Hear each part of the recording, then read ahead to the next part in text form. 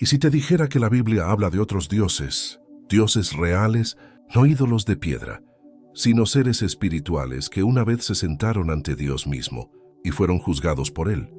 Esta es la revelación olvidada del Salmo 82, que revela un tribunal celestial donde Dios mismo los juzga. ¿Quiénes son? ¿Por qué casi nadie habla de ello? Lo que descubras cambiará tu forma de leer las Escrituras. Hay pasajes en la Escritura que nos incomodan, versículos que leemos rápido, casi con miedo de detenernos demasiado.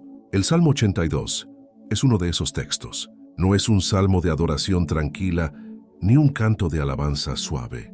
Es una escena de juicio, un tribunal donde el Dios Altísimo se levanta en medio de otros seres llamados dioses. Sí, escuchaste bien. La Biblia misma, en su propio lenguaje sagrado, habla de otros Elohim, no como fantasía ni como metáfora poética, sino como realidad espiritual. Y lo que descubrimos al abrir este salmo es una ventana hacia un mundo invisible que siempre estuvo ahí, pero que pocos se atreven a explorar.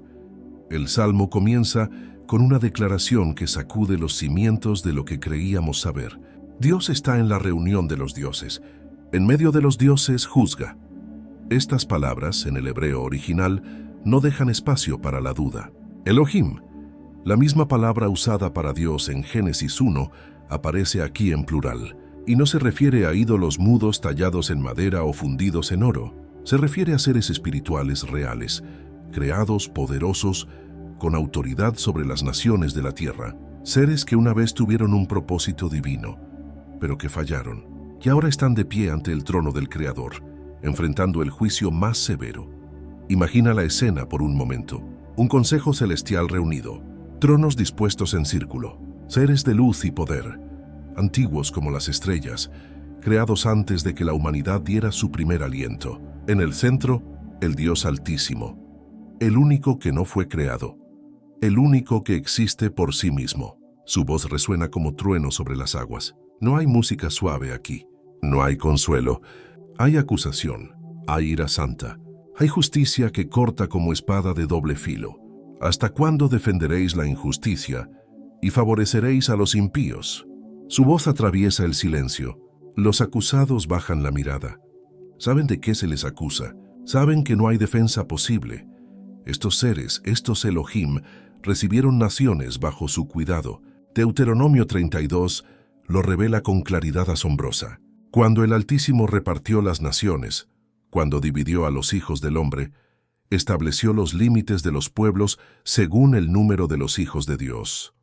Léelo otra vez, déjalo penetrar. Después de la rebelión de Babel, cuando la humanidad quiso construir una torre para alcanzar el cielo y hacerse un nombre, Dios intervino, confundió las lenguas, dispersó las naciones, pero no las dejó solas. Las colocó bajo la supervisión de seres espirituales, miembros de su consejo divino. A cada nación un guardián, a cada pueblo un príncipe celestial. Pero Israel, su pueblo escogido, lo guardó para sí mismo, porque la porción de Jehová es su pueblo. Jacob la heredad que le tocó. Ahora bien, esto no es doctrina inventada, no es teología moderna ni especulación. Es lo que el texto mismo declara.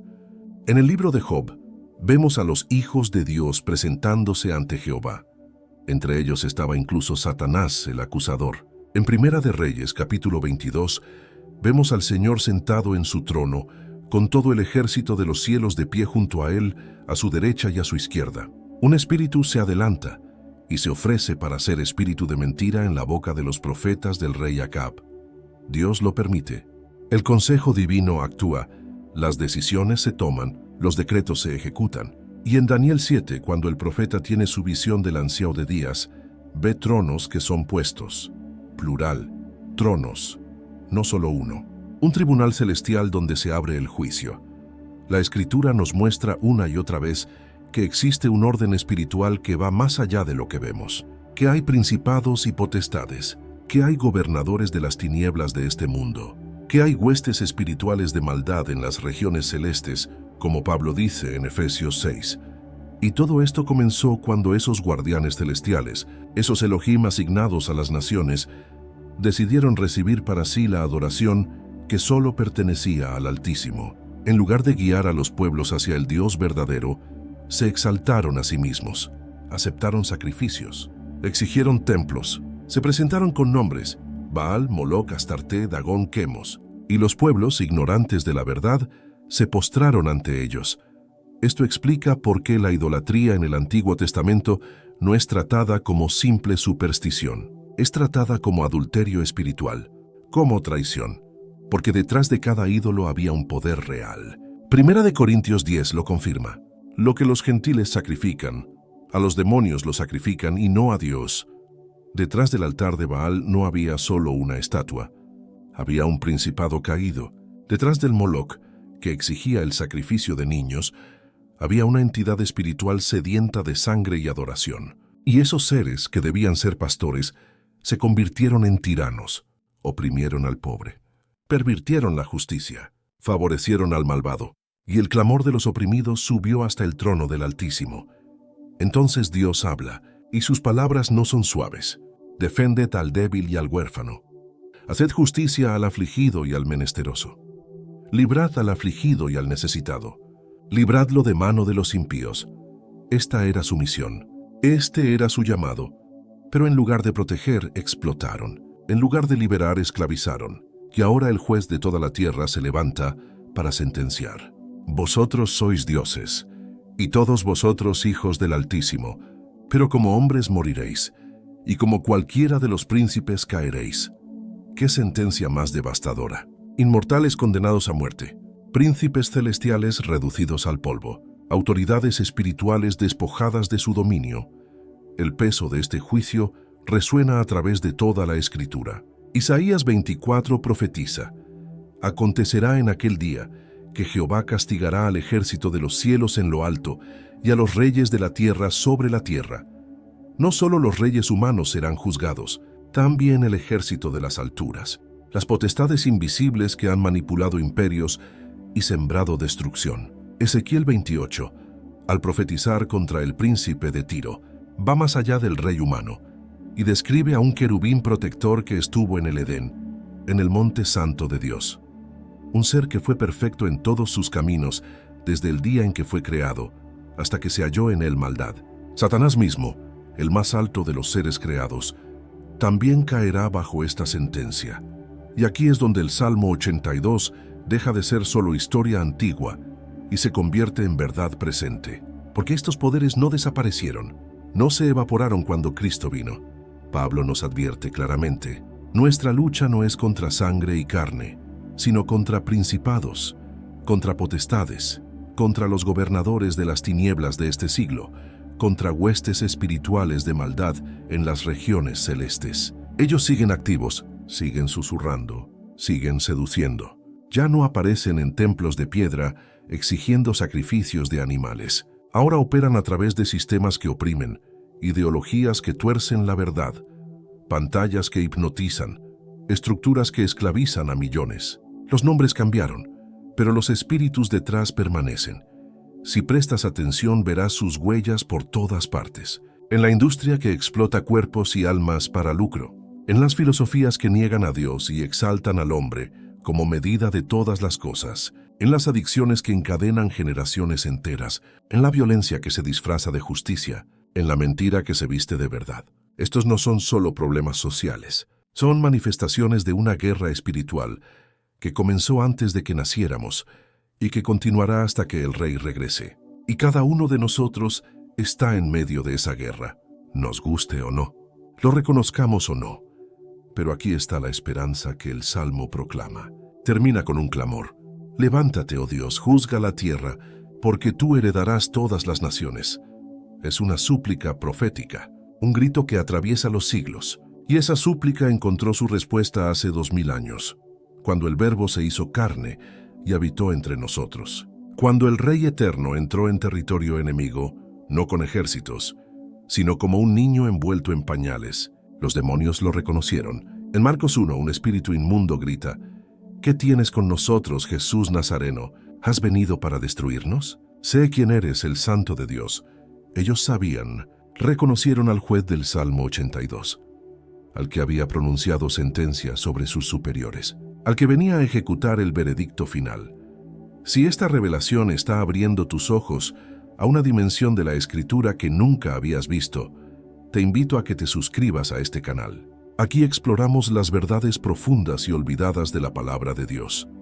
Dale like, activa la campanita y comparte este video con alguien que necesite escucharlo. Porque lo que viene a continuación es aún más impactante.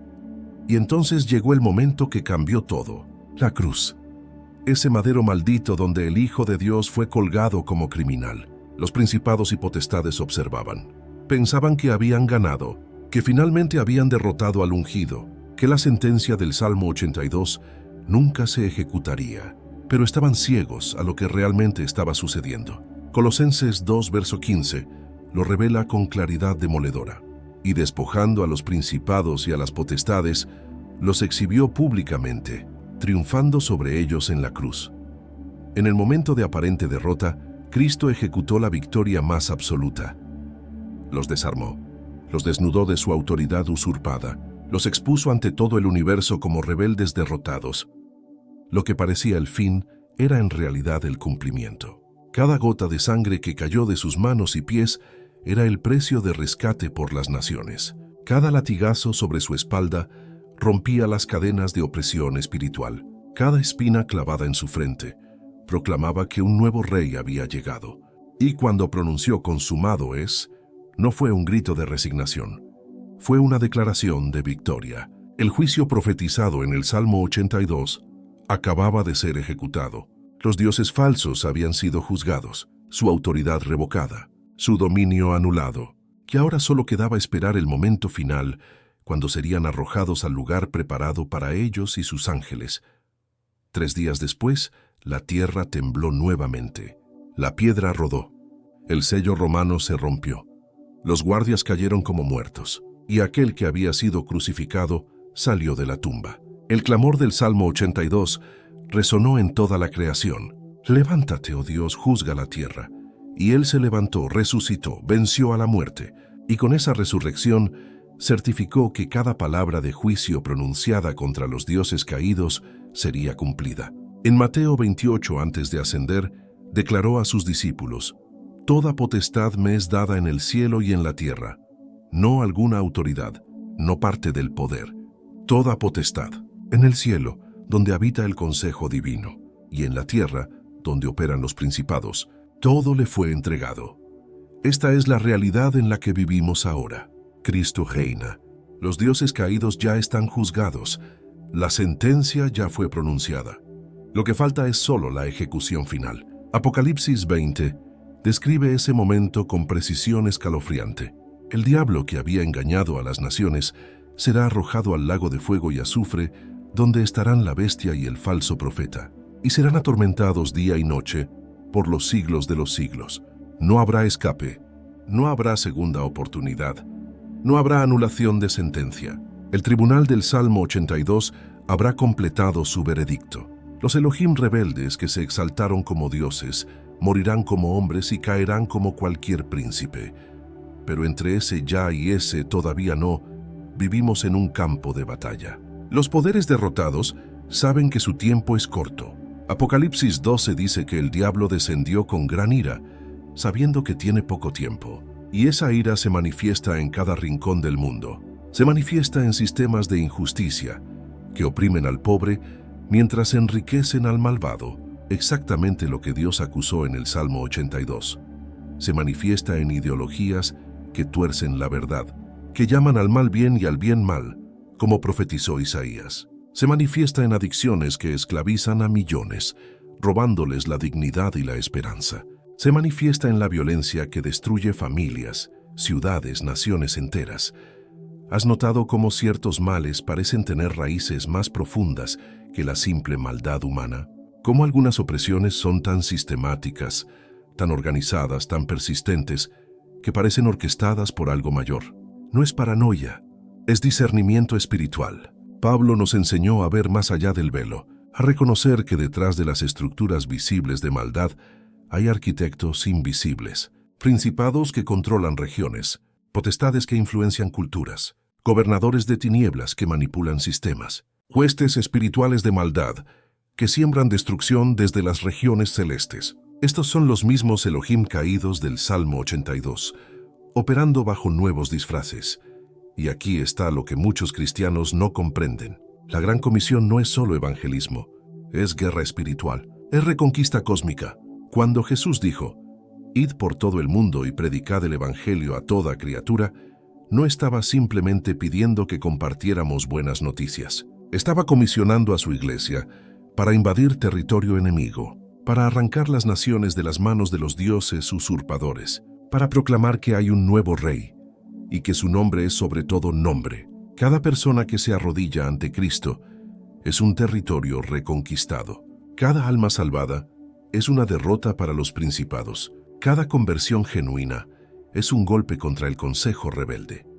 Por eso el enemigo pelea tan ferozmente por mantener a las personas ciegas. Segunda de Corintios 4 lo explica, en los cuales el Dios de este siglo cegó el entendimiento de los incrédulos, para que no les resplandezca la luz del Evangelio de la gloria de Cristo. Hay un Dios de este siglo, no el Dios Altísimo, sino un usurpador, un Elohim caído que mantiene su dominio a través del engaño. Y su estrategia principal es cegar, impedir que las personas vean la verdad, mantenerlas en oscuridad espiritual, porque él sabe que en el momento en que alguien ve la luz del Evangelio, su poder sobre esa vida se rompe, la cadena se quiebra, el cautivo es liberado. Esto también explica por qué la oración es tan poderosa. No es un ritual religioso vacío, es artillería espiritual. Cuando oramos en el nombre de Jesús, estamos invocando la autoridad del Rey de Reyes, estamos trayendo el gobierno del cielo a la tierra, estamos atando y desatando en el ámbito espiritual. Mateo 18, verso 18 dice, «Todo lo que atéis en la tierra será atado en el cielo, y todo lo que desatéis en la tierra será desatado en el cielo». Nuestras oraciones tienen poder porque están respaldadas por la autoridad de Cristo, y esa autoridad fue establecida en la cruz, confirmada en la resurrección, y será consumada en su segunda venida. Cada acto de obediencia es un acto de guerra. Cada vez que perdonamos cuando queremos vengarnos, estamos combatiendo contra el espíritu de amargura. Cada vez que damos generosamente cuando queremos acumular, estamos luchando contra el espíritu de avaricia. Cada vez que decimos la verdad cuando la mentira sería más conveniente, estamos resistiendo al padre de mentira. Cada vez que amamos al enemigo, estamos demoliendo las estrategias del acusador. Primera de Pedro 5, verso 8 nos advierte, «Sed sobrios y velad, porque vuestro adversario el diablo, como león rugiente, anda alrededor buscando a quien devorar». No podemos ser ingenuos, no podemos bajar la guardia. La guerra es real, pero tampoco debemos vivir en miedo, porque aunque los poderes de las tinieblas son reales, ya están derrotados. Primera de Juan 4, verso 4 nos recuerda, «Mayor es el que está en vosotros que el que está en el mundo». El Espíritu Santo que habita en cada creyente es infinitamente más poderoso que cualquier principado o potestad. Romanos 8 lo declara con confianza inquebrantable. Si Dios es por nosotros, ¿quién contra nosotros? Y luego enumera todas las fuerzas que intentan separarnos del amor de Dios. Tribulación, angustia, persecución, hambre, desnudez, peligro, espada, ni la muerte ni la vida, ni ángeles, ni principados, ni potestades. Nada puede separarnos del amor de Dios, que es en Cristo Jesús, Señor nuestro. Los ángeles mencionados ahí no son los santos, son los caídos. Los principados y potestades son las mismas jerarquías espirituales del Salmo 82. Y Pablo dice que ni siquiera ellos, con todo su poder y antigüedad, pueden arrancarnos de las manos del Padre. Estamos sellados, protegidos, guardados, no por nuestra fuerza, sino por la suya, no por nuestro mérito, sino por su gracia, no por nuestra vigilancia, sino por su fidelidad. Él es nuestro refugio y fortaleza, nuestro pronto auxilio en las tribulaciones. Salmo 46. Y si Él es por nosotros, todo el consejo rebelde junto no puede prevalecer contra nosotros. Entonces, ¿cómo vivimos en esta realidad? Primero, con los ojos abiertos, reconociendo que vivimos en dos mundos simultáneamente, el visible y el invisible, el natural y el sobrenatural, y que el invisible es más real y más determinante que el visible. Segunda de Corintios 4, verso 18 nos enseña, no mirando nosotros las cosas que se ven, sino las que no se ven. Pues las cosas que se ven son temporales, pero las que no se ven son eternas. Lo que pasa en el ámbito espiritual determina lo que sucede en el natural. Las batallas se ganan o se pierden primero en los lugares celestiales y luego se manifiestan en la tierra. Segundo, con las armas correctas. Pablo nos dio el inventario completo en Efesios 6. El cinturón de la verdad, porque la mentira es el arma favorita del enemigo. La coraza de justicia, porque la culpa y la condenación nos paralizan. El calzado del apresto del Evangelio de la paz, porque debemos estar siempre listos para avanzar. El escudo de la fe, con el cual podemos apagar todos los dardos de fuego del maligno. El yelmo de la salvación, protegiendo nuestra mente de las dudas. La espada del Espíritu, que es la palabra de Dios, nuestra única arma ofensiva. Y sobre todo, orando en todo tiempo con toda oración y súplica en el Espíritu. Esta es nuestra armadura, esta es nuestra estrategia. Tercero, con discernimiento. No todo problema es demoníaco. No toda dificultad es un ataque espiritual. A veces es simplemente consecuencia de malas decisiones. A veces es la disciplina amorosa del Padre. A veces es solo la realidad de vivir en un mundo caído. Necesitamos sabiduría para distinguir. Santiago 1, verso 5 promete: si alguno de vosotros tiene falta de sabiduría, pídala a Dios, el cual da a todos abundantemente y sin reproche, y le será dada. No tenemos que adivinar, no tenemos que especular. Podemos pedir discernimiento y Él nos lo dará. Cuarto, con comunidad. Esta guerra no fue diseñada para pelearse en solitario. Hebreos 10, verso 25, nos exhorta a no dejar de congregarnos, como algunos tienen por costumbre, sino exhortarnos unos a otros, y tanto más, cuanto veis que aquel día se acerca. El enemigo busca aislarnos, separarnos del rebaño, porque una oveja sola es presa fácil. Pero cuando estamos unidos, cuando nos cubrimos en oración unos a otros, cuando nos animamos en la fe, cuando nos sostenemos en las caídas, nos volvemos una fuerza imparable. Eclesiastés 4 lo dice claramente: cordón de 3 dobleces no se rompe pronto. Juntos somos más fuertes. Y quinto, con esperanza inquebrantable, porque aunque la batalla es real, el resultado ya está decidido. Apocalipsis 19 nos da una vista previa del final. El cielo se abre, un caballo blanco aparece, y el que lo monta se llama Fiel y Verdadero. Sus ojos son como llama de fuego. En su cabeza hay muchas diademas. Está vestido de una ropa teñida en sangre, y su nombre es el Verbo de Dios.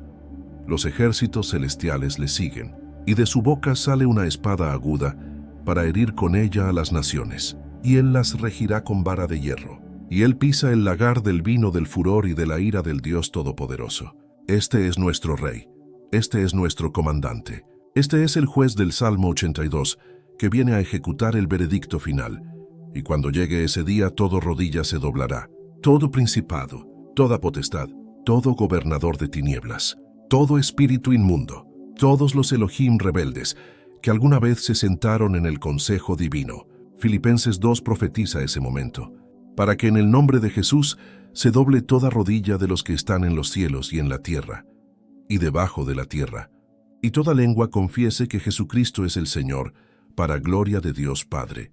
Será una confesión forzada, un reconocimiento obligatorio, pero será universal. Nadie quedará fuera, nadie podrá negar, nadie podrá resistir. El nombre que está sobre todo nombre recibirá finalmente la honra que siempre mereció. Ahora bien, mientras ese día llega, tenemos una misión, una tarea sagrada, una comisión directa del Rey resucitado, y esa comisión nos convierte en agentes de reconquista, en embajadores del reino, en soldados del ejército celestial. Segunda de Corintios 5, verso 20, lo expresa hermosamente. Así que somos embajadores en nombre de Cristo, como si Dios rogase por medio de nosotros. Os rogamos en nombre de Cristo, reconciliaos con Dios. Cada vez que compartimos el Evangelio, estamos cumpliendo la súplica del Salmo 82. Estamos invitando a las naciones a volver al Dios Altísimo. Estamos arrancándolas de las garras de los dioses falsos. Y esto no es trabajo de pastores y misioneros solamente. Es responsabilidad de cada creyente, de cada persona que ha sido redimida por la sangre del Cordero. Primera de Pedro 2, verso 9 nos recuerda nuestra identidad. Mas vosotros sois linaje escogido, real sacerdocio, nación santa, pueblo adquirido por Dios, para que anunciéis las virtudes de aquel que os llamó de las tinieblas a su luz admirable. Fuimos llamados de las tinieblas, rescatados del dominio de los poderes caídos. Y ahora tenemos el privilegio y la responsabilidad de anunciar esa luz a otros que todavía están en oscuridad. No es una carga, es un honor. Es participar en el plan eterno de Dios para restaurar todas las cosas, pero seamos honestos. A veces es difícil, a veces el mundo parece estar empeorando, a veces los poderes de las tinieblas parecen ganar terreno, a veces nos sentimos pequeños, débiles, insignificantes frente a la maldad estructural que vemos a nuestro alrededor, y en esos momentos necesitamos recordar lo que Daniel vio. En el capítulo 7, en medio de su visión de las bestias y los reinos terribles, ve al anciano de días sentado en su trono, su vestido blanco como la nieve, el pelo de su cabeza como lana limpia, su trono llama de fuego, sus ruedas fuego ardiente. Un río de fuego procedía y salía de delante de él. Millones le servían, y millones asistían delante de él. El juez se sentó, y los libros fueron abiertos. Esta es la realidad suprema, más allá de lo que vemos en las noticias, más allá de lo que experimentamos en las calles, más allá de las crisis políticas, económicas, sociales. Hay un trono, y ese trono está ocupado, y desde ese trono se gobierna el universo, y nada, absolutamente nada, escapa de su control soberano. Los principados pueden rugir, las potestades pueden conspirar, los gobernadores de tinieblas pueden tramar, pero todos están bajo el pie del Rey de Reyes. Salmo 2 lo dice con ironía penetrante. El que mora en los cielos se reirá, el Señor se burlará de ellos. Sus conspiraciones son vanidad, sus planes son humo, su tiempo está contado. Y nosotros, como hijos de ese Rey, no vivimos como derrotados, no caminamos como víctimas, no hablamos como huérfanos, vivimos como príncipes y princesas del reino eterno. Caminamos como conquistadores, hablamos como herederos de todas las cosas. Romanos 8, verso 37, lo proclama con valentía. Antes, en todas estas cosas, somos más que vencedores por medio de aquel que nos amó. No simplemente vencedores, más que vencedores, porque nuestra victoria no depende de nuestra fuerza, depende de su amor, y su amor nunca falla, nunca se agota, nunca se retira. Es eterno, incondicional, inquebrantable. Entonces, cuando te sientas rodeado, recuerda la historia de Eliseo. Segunda de Reyes 6. El rey de Siria había enviado un gran ejército para capturar al profeta. Rodearon la ciudad durante la noche. Al amanecer, el criado de Eliseo salió y vio el ejército, caballos y carros por todos lados. Entró aterrorizado y le dijo a Eliseo: «¡Ay, señor mío! ¿Qué haremos?». La respuesta del profeta es una de las declaraciones más poderosas de toda la Escritura. No tengas miedo, porque más son los que están con nosotros que los que están con ellos. Y entonces oró: «Te ruego, oh Jehová, que abras sus ojos para que vea». Y Jehová abrió los ojos del criado y miró, y he aquí que el monte estaba lleno de gente de a caballo y de carros de fuego alrededor de Eliseo. Esa es nuestra realidad, aunque no la vemos con ojos naturales, aunque no la percibimos con sentidos físicos. Estamos rodeados, pero no por enemigos, por ángeles, por ejércitos celestiales, por huestes de luz que superan en número y en poder a cualquier fuerza de oscuridad. Salmo 34, verso 7 lo confirma. El ángel de Jehová acampa alrededor de los que le temen y los defiende. No estamos solos. Nunca lo hemos estado. Nunca lo estaremos. Cada paso que damos en obediencia, lo damos acompañados. Cada batalla que enfrentamos, la enfrentamos respaldados. Cada tentación que resistimos, la resistimos fortalecidos por un poder que no es nuestro. Y este poder no es abstracto, no es una fuerza impersonal, es una persona, el Espíritu Santo, la tercera persona de la Trinidad, el Consolador que Jesús prometió enviar. Juan 16 registra sus palabras: «Pero yo os digo la verdad, os conviene que yo me vaya, porque si no me fuera, el Consolador no vendría a vosotros, mas si me fuere os lo enviaré». Y cuando vino en Pentecostés todo cambió. Los discípulos cobardes se convirtieron en predicadores valientes. Los hombres temerosos se volvieron mártires alegres. Los pescadores ignorantes confrontaron a los sabios del Sanedrín, porque el mismo poder que resucitó a Cristo de los muertos habitaba en ellos, y ese mismo poder habita en nosotros hoy. Hechos 1, verso 8 contiene la promesa que sostuvo a la iglesia primitiva. Pero recibiréis poder cuando haya venido sobre vosotros el Espíritu Santo, y me seréis testigos en Jerusalén, en toda Judea, en Samaria y hasta lo último de la tierra. Poder para testificar, poder para confrontar la oscuridad, poder para arrancar almas de las garras del enemigo, poder para sanar a los enfermos, poder para echar fuera demonios, poder para hacer las obras que Jesús hizo, y aún mayores como él mismo prometió en Juan 14, verso 12. No por nosotros mismos, sino por el Espíritu que vive en nosotros, por la unción que permanece en nosotros, por la gracia que nos capacita para lo imposible. Pero este poder tiene un propósito. No es para espectáculo, no es para fama, no es para enriquecimiento personal, es para la gloria de Dios y la salvación de las almas. Es para cumplir la comisión, es para acelerar el día en que toda tribu, lengua, pueblo y nación se postre ante el trono del Cordero. Apocalipsis 5 nos da una vista previa de esa adoración multitudinaria.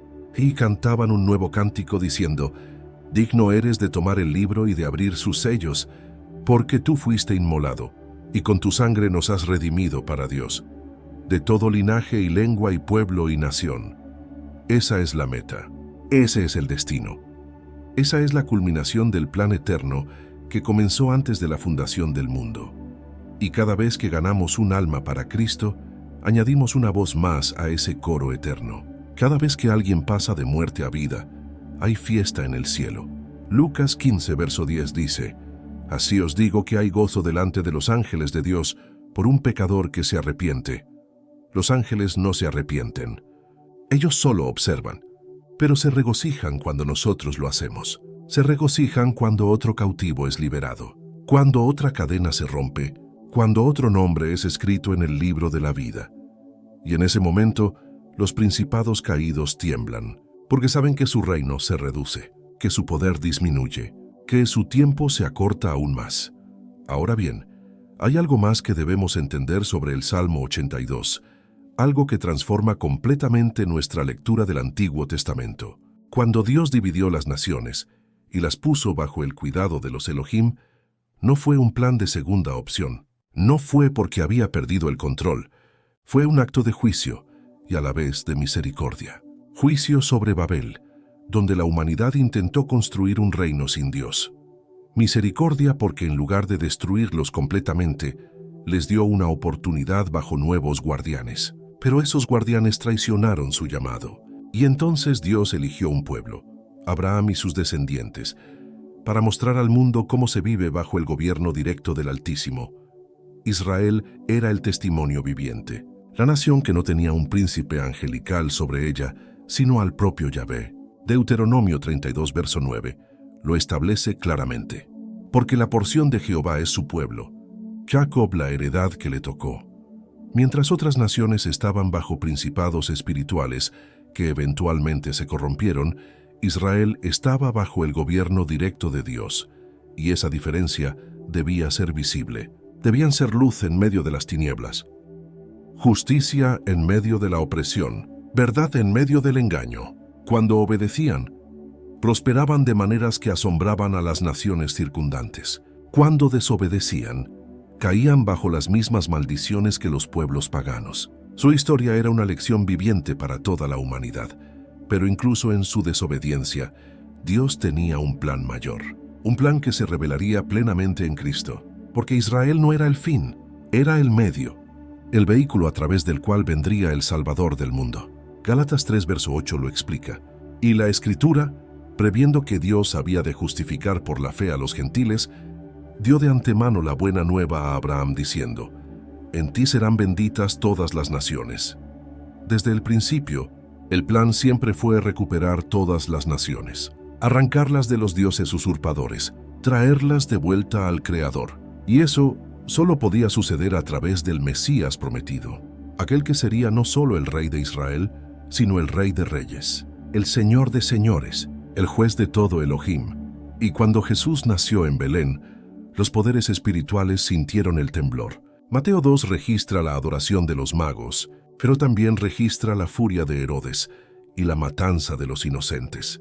Esa no fue solo maldad humana, fue una conspiración espiritual, un intento desesperado de los principados de eliminar al que venía a despojarlos de su autoridad. Pero no pudieron, porque el propósito de Dios no puede ser frustrado. Job 42, verso 2 lo declara: Yo conozco que todo lo puedes, y que no hay pensamiento que se esconda de ti. Ninguna conspiración de hombres o demonios puede detener lo que Dios ha decretado. El niño sobrevivió, creció, y comenzó su ministerio público con una declaración revolucionaria.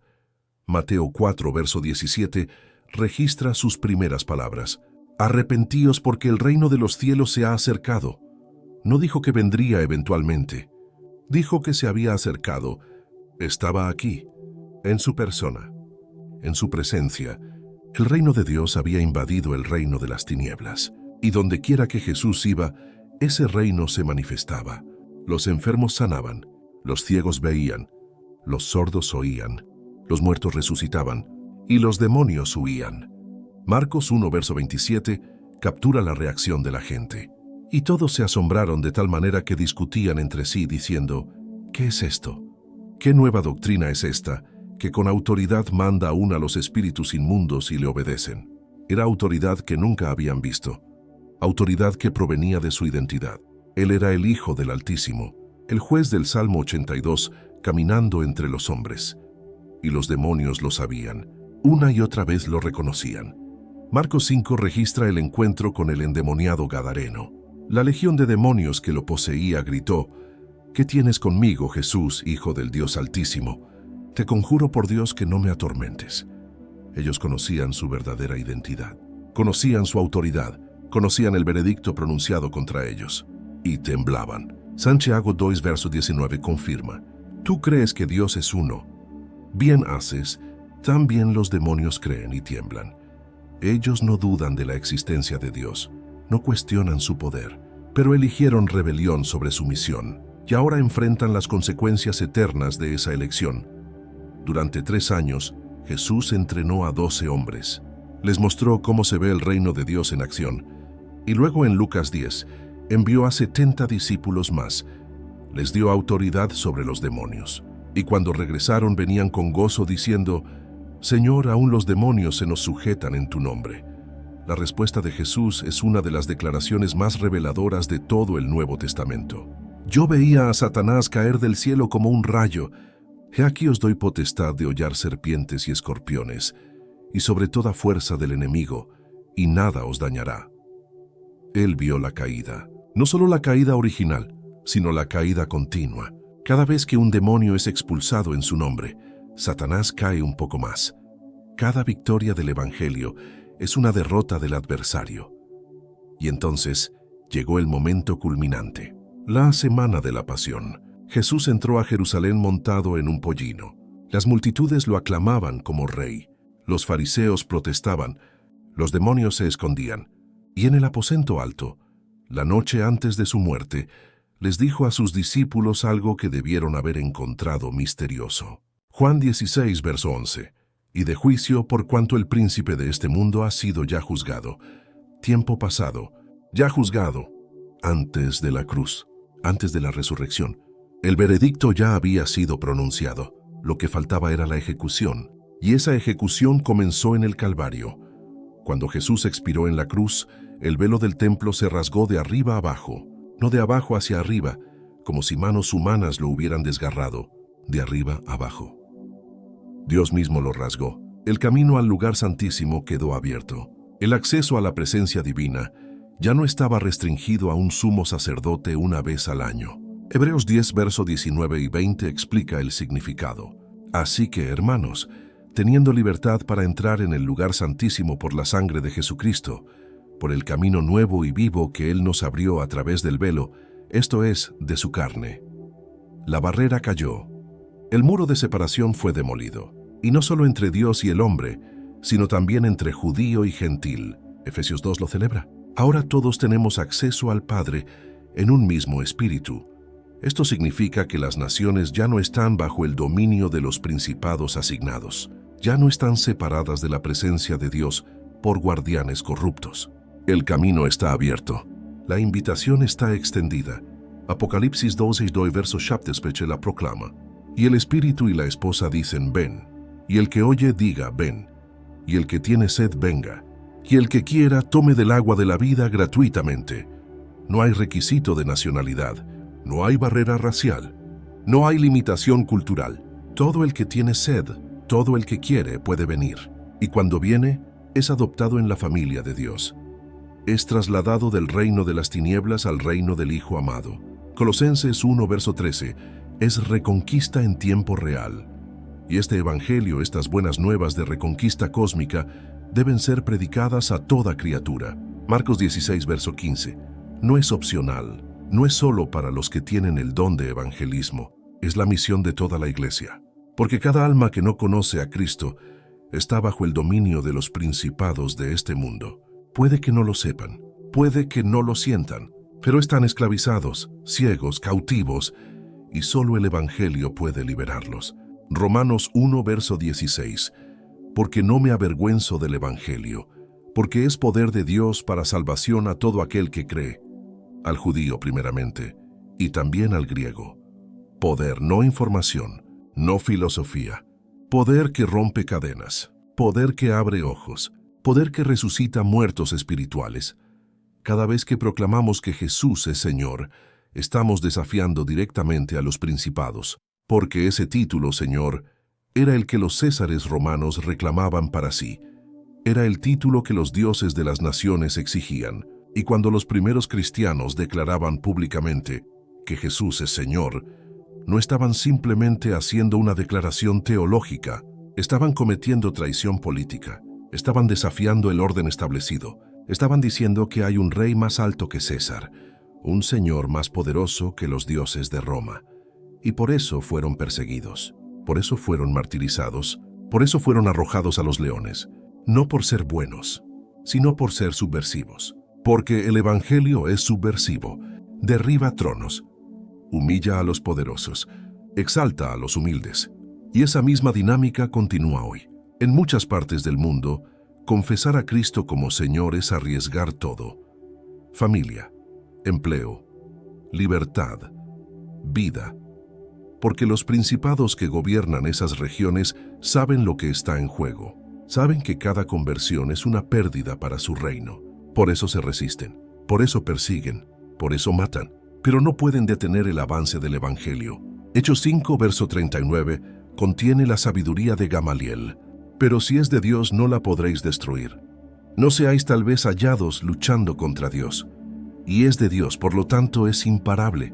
La Iglesia ha sobrevivido a imperios que intentaron destruirla. Ha florecido bajo persecución. Ha crecido más rápido cuando la oposición es más feroz. Porque no es una organización humana, es el cuerpo de Cristo. Y las puertas del Hades no prevalecerán contra ella. Mateo 16, verso 18.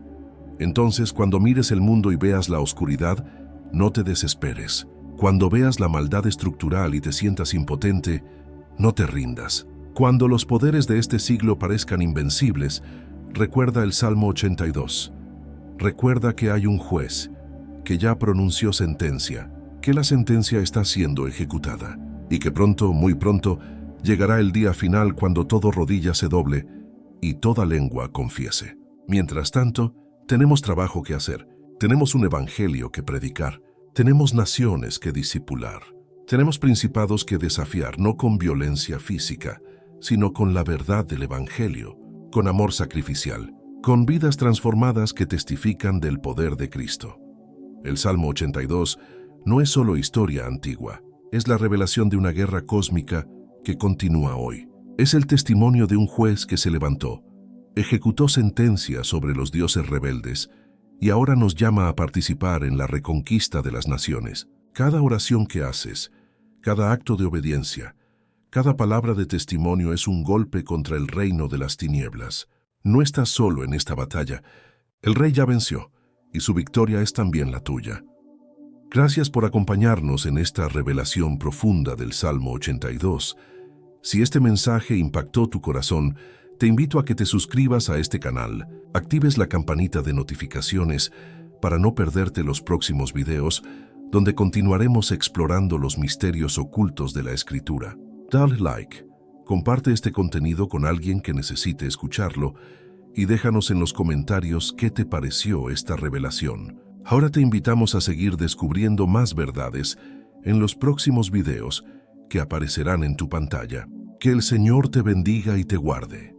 Hasta pronto.